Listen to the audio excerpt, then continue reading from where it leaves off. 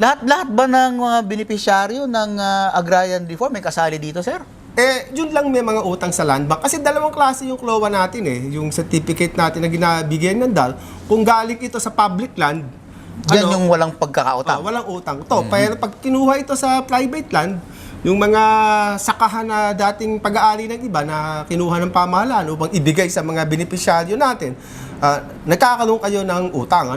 Mangyari kasi, akala nung iba, pag binigyan sila ng award, libre.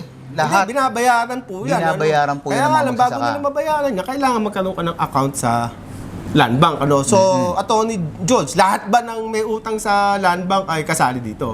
Ayan, parang yung sinasabi na dalawang klase yan. Dalawang diba, klase, sir? oo. Merong isa yung mga swerte. Yung mga swerte dahil meron na itong existing account, mga 263,622 yan.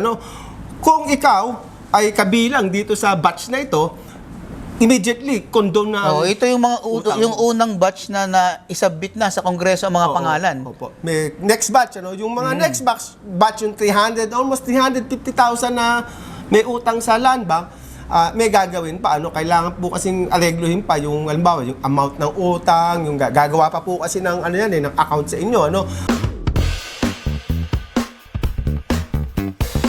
Para sa karagdagang kaalaman at mga usapang lupa pa, like, share, and follow our social media platform.